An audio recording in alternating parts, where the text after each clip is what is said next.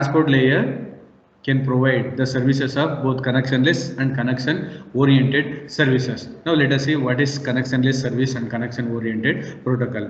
Dear students, please remember, so connectionless, so internet protocol or UDP protocol will support. For connection oriented, TCP protocol will support. So TCP IP suite will be there in the transport layer protocol also. Now what is connectionless protocol later. So transport layer protocol, like a network layer protocol, can provide two types of services, as I told you. Then the nature of services at the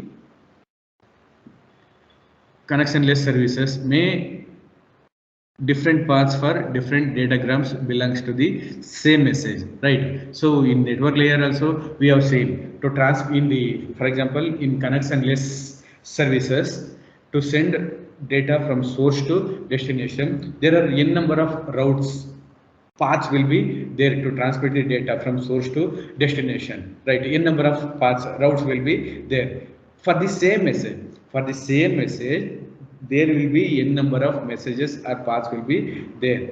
Then the network, right, will select the shortest path and best path for transmitting the data among n number of services. So here also in any connectionless services, right, wireless communication, for the same message there will be n number of paths or messages. That is called as a routing, right? At the transport layer, we are not concerned about the physical paths of packet, right? Because physical paths of packet we will not concern, because this is connectionless services, right? So connectionless services at the transport layer means independence between packets. Connection oriented means dependency. Of course, connectionless in connectionless protocol, so the message will not depend on any path, right? But in connection oriented means only one path will be there. Using cable, we can create communication between source and destination, right? So only one path will be there. That is called as a dependency. So connection oriented at the transport layer is completely dependency, right? So connectionless services is completely independency between the packets, right? Now, what is connectionless services?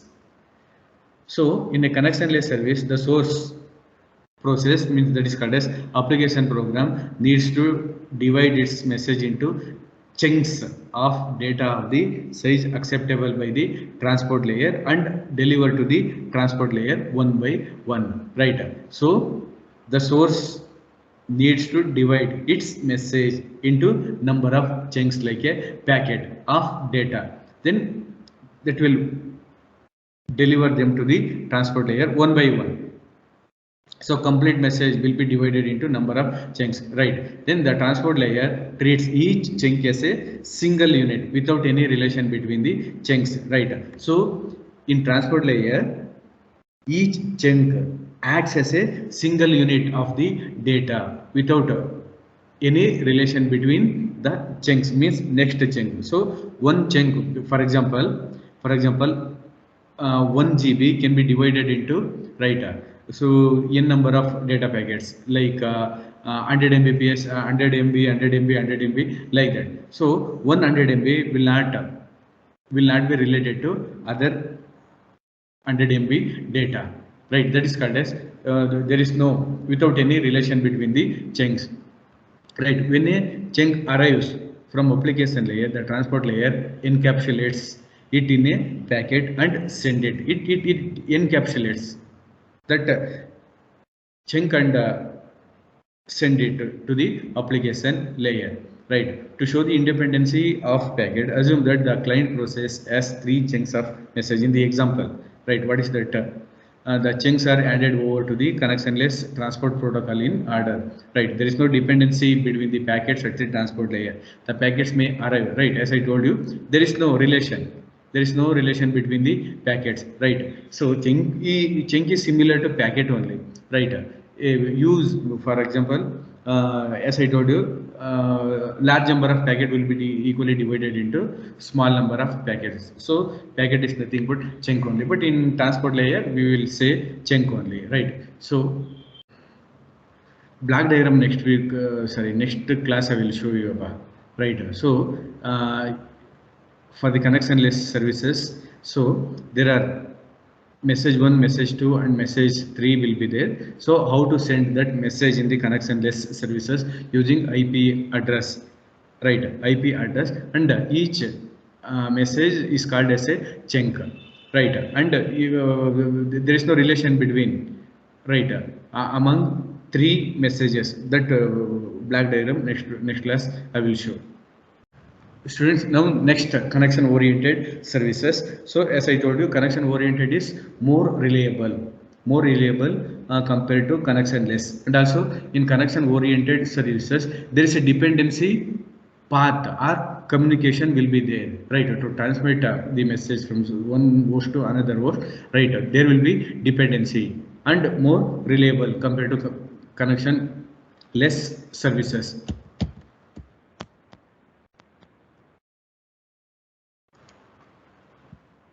Right. So in a connection-oriented service, the client and the server first needs to establish a logical connection between themselves. Of course, in connection-oriented, using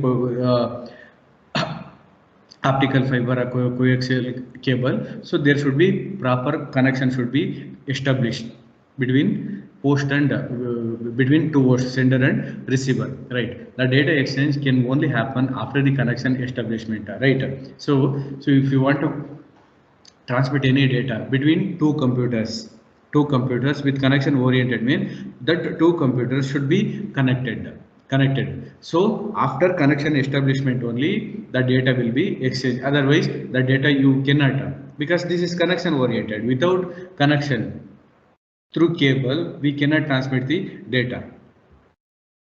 Then after data exchange the connection needs to be turned down. Of course, after deliver the data, connection may be disconnected, right? As we mentioned before, the connection oriented services at the transport layer is different from the services at the network layer, right? So whatever the connection oriented services is there in the network layer is totally different, and here in transport layer this connection oriented services concept is totally different, right? In the network layer, connection oriented services means coordination between the two end host and all the routers in between, but in transport layer between only sender and receiver, between only two hosts will be happen.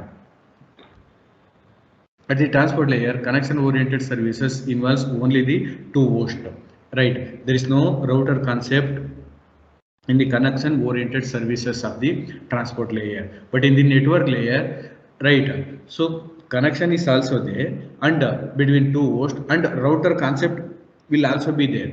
But in transport layer, so only path will be connected between source and destination, and intermediate nodes means router concept will not be there. This means that should be able to make connection oriented protocol at the transport layer, either connectionless or connection oriented protocol at the network layer. That's it. So okay, so we will discuss the quizzes answers. So the first one is transport layer aggregates data from different applications into a single stream before passing it to dash. Transport layer aggregates the data from different applications into a single stream before passing it to dash. The options are network layer, data link layer, application layer, and physical layer. Yes, what is the answer for this? Transport layer, sir. Once again you read it, Sonika. Transport layer, we are discussing about transport layer only. Transport layer aggregates the data from different applications into a single stream before it passing to Network layer, sir. Yes, very good. So it takes the data from the application layer and it will feed back to the network layer. Second one, which of the following are transport layer protocol used in network? So the options are TCP and FTP, UDP and HTTP, TCP and UDP, HTTP and FTP. TCP and UDP. Yes, very good. So we are going to discuss about the TCP and UDP. Those are the two protocols which we are going to use in a transport layer. user datagram protocol is called connectionless because option A, all UDP packets are treated independently by transport layer. Option B, it sends data as a stream of related packets.